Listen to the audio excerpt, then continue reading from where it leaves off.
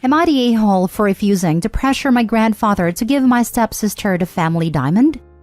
Context. I am 25 female. My parents have been divorced for 15 years. My dad has been married to his wife, Laura, for 10 years. Laura has 2 daughters, Katie 26 female and Sam 22 female.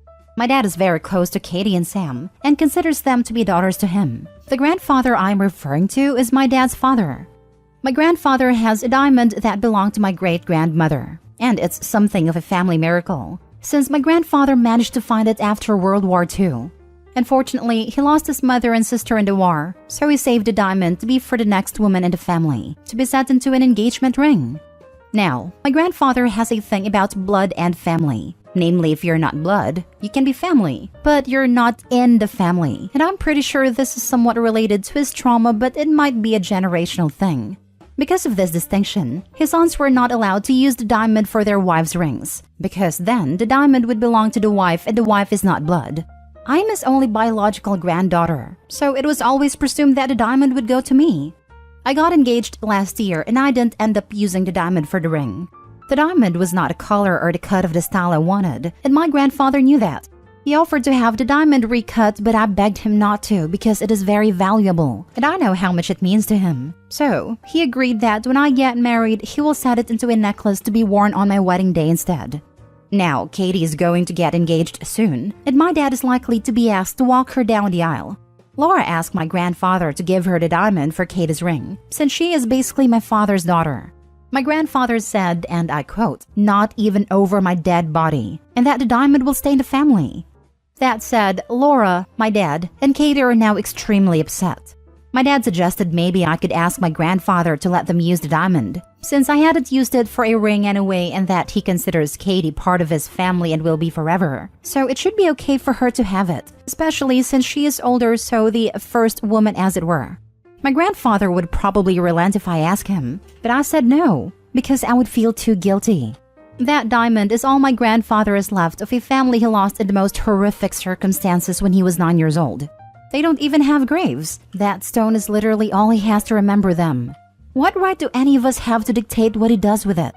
Katie, Laura, and my dad have all been texting and calling about how hurt they are, that I'm letting my grandfather exclude Katie from the family, and that I already have a ring. Why can't I just help my grandfather soften and let Laura and her kids be part of the family? I'm holding firm on it for now, but should I be? Now for the top comments. The diamond is all my grandfather has left of a family he lost in the most horrific circumstances when he was 9 years old. They don't even have graves. That stone is literally all he has to remember them. What right do any of us have to dictate what he does with it? Not the a-hole. I love you for this. For this statement alone, the diamond should go to you.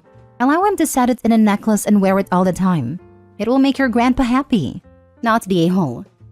Reading between the lines, it seems your grandfather lost his family specifically because of their blood/genealogy.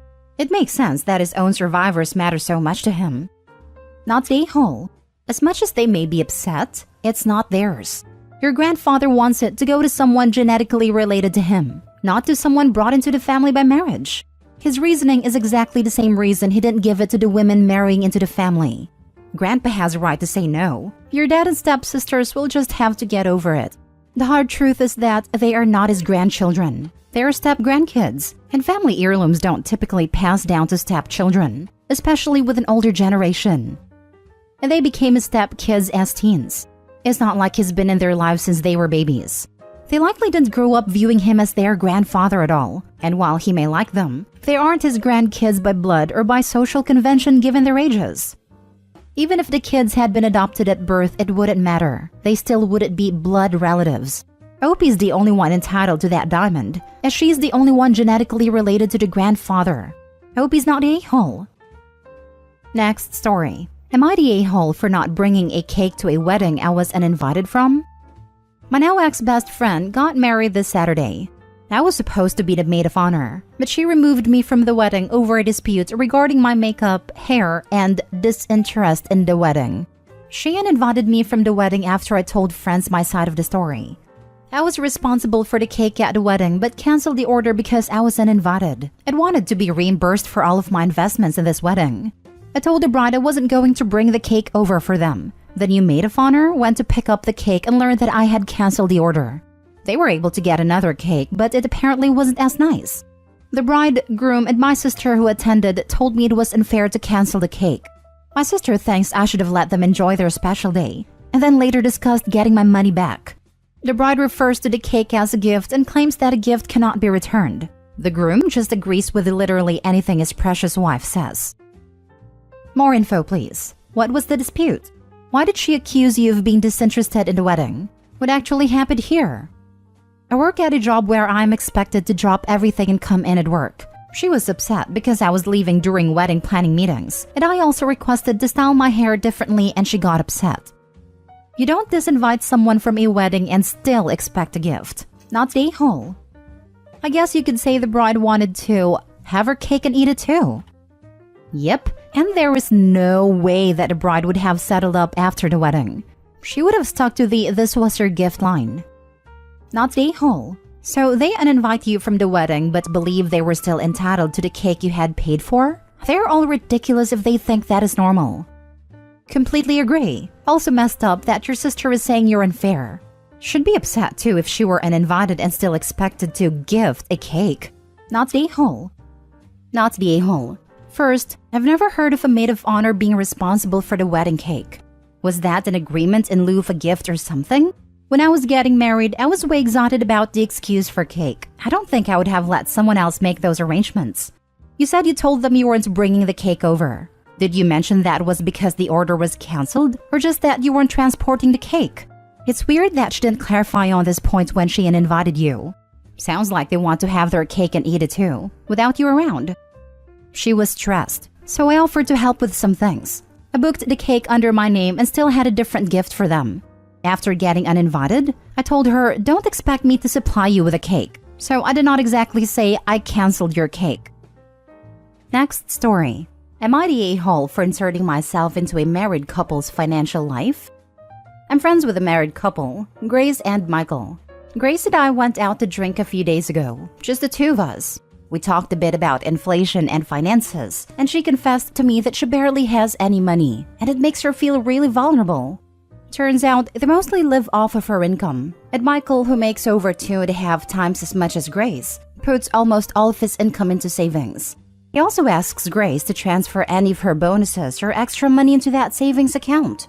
The problem is that Grace has no access to that account. She told me she asked for it in the past, but Michael just said she already has access to their shared checking account. That is strictly for their monthly expenses, so it's fine. Grace told me that she feels like she should have access to that account too, or at least have a little extra in her own personal account. So if anything happens to Michael, she doesn't have to wait months to access the money. She told this to Michael too, but he dismissed her and said nothing will happen to him. I told Grace that this is really not okay, and she should demand access to that account. It's her money too, and it's not right that only Michael has access to it. I was very strong about this, and made her promise that she will make Michael give access to her. She seemed very relieved that I agree with her, and find her concerns more than reasonable. Now on to the problem. Currently, Michael is throwing a fit at me for inserting myself into their financial life, saying it's none of my business. He says that over 85% of the money was put into the savings account by him, and whatever Grace put there was just to compensate for the things Michael paid for alone in the past. Yes, he is right that is none of my business, but my close friend came to me saying she feels vulnerable because at 30 years old, she only has about 500 euros in her name, despite having a well-paying job. Of course, I will tell her this isn't right and encourage her to stand up for herself.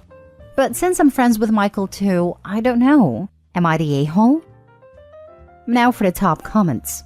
Not the a-hole. You are warning a friend that it sounds like she's a victim of financial abuse. He's demanding all her pay be shared while sharing none of his. He's trying to make sure she has no funds to which she can use to separate their lives, that he can claim all the money as his. She needed a huge wake-up call, and he's just mad you've shown her his true colors. I agree. Finally, we did the opposite. As my wife has little income, I made sure to put my life insurance in her name, and our joint savings account is in her name too. I want her to feel secure and have as much financial autonomy as possible given the circumstances. We save together, support each other. All the income is ours in my opinion. I feel like for a married couple, all income should be our money too. If that doesn't work for every couple, that is perfectly fine. Just keep totally separate accounts. I feel like it's one or the other. OP's friend's husband is trying to have it both ways. He just wants all the money. There is no reason for her to have a well-paying job and feel like she's broke all the time. OP, you were just validating what your friend already knows. Not the a-hole, but the husband sure is. Not the a-hole, and your friend is being financially mistreated by Michael, who is a total a-hole. Grace needs her own savings account to put her extra money into. This is not a marriage. Why does Michael think he deserves exclusive access to the extra money?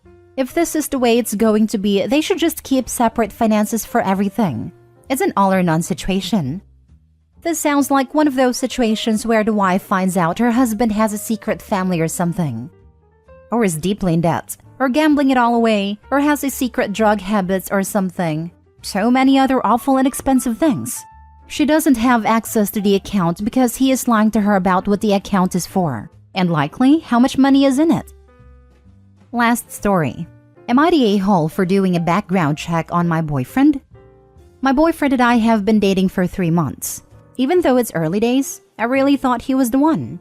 He is nice, attentive, funny, and attractive, and I'm getting older, and I thought he must be the one I have kids with and settle down with. But he doesn't drive, which is very strange in my city. The public transportation is really bad, and most people would opt for a car over an apartment because at least they would be able to get around. Only people who work from home or were in poverty wouldn't have a car, and he makes good money and works 15 minutes away from where he lives by car, so it made no sense. He shows up at dates by asking his friends for rides or asking me to pick him up. We live close by, so I didn't mind, but I asked him about it and he said cars are expensive and he didn't want to pay for one. But then he has trouble getting around and complains about how expensive Ubers are. One day, I found out that my state has a website of public crimes and decided to put in his name. A wall of offenses came up, and it matched his first, middle, and last names as well as his year of birth. He has 5 DUIs and has a court date for a pending one in a week. The DUIs range in date from 10 years ago to one he got 6 months ago. That's the one he is set to go to court for. Because his name isn't super uncommon, I decided to see if he takes the day off work because it's in the morning. He does take that day off and says he has a doctor's appointment. I confronted him when I came over that evening and he got angry at me for not trusting him and infiltrating his personal life like this. I'm angry he lied to me, and he says he doesn't have to tell me everything and that he's changed. I told him his last DUI was 6 months ago, so how has he changed? He got mad and said the cops were pinning things on him, and he just had alcohol with him and he didn't actually drink. I could believe that for 1 DUI, but he has 5. So I asked him to show me proof and he said he doesn't have to, and if I was a good girlfriend, I would just trust him. I don't because he lied to me already, but am I the a-hole for doing a background check on him why he didn't drive? Not the a-hole. Committing crimes that put other people's lives at risk isn't your personal life. Just dump him now. Dude can't even take responsibility for something he's been arrested for 5 times.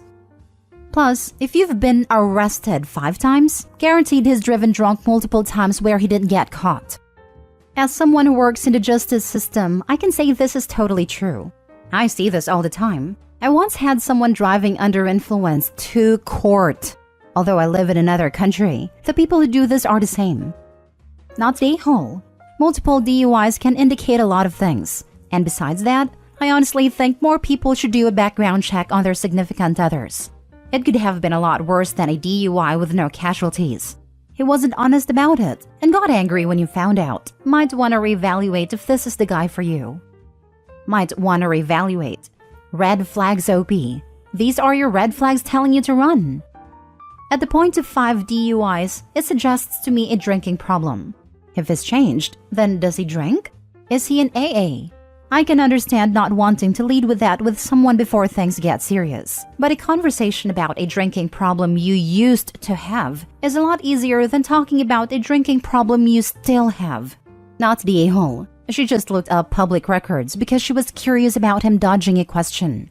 Even if he had just said it was because of some personal issues he is addressing and wasn't ready to talk about it quite yet, OP probably wouldn't have pride. He dodged the question, and it's reasonable to look at public records to figure out why. Not the a-hole. You didn't run a background check. You checked public records. Run the heck away. Text him you're dumping him right now. He's an alcoholic liar with continual criminal thinking. Exactly. Him basically saying to you that you're not allowed to question him about what he does with his life is him saying that your relationship would be that you're not allowed to ask him questions if he had already decided to lie to you about what he was doing. He is someone who continuously drove drunk and has only stopped right now seemingly because he would go to prison. As soon as prison is off the table, he will likely be out driving drunk again.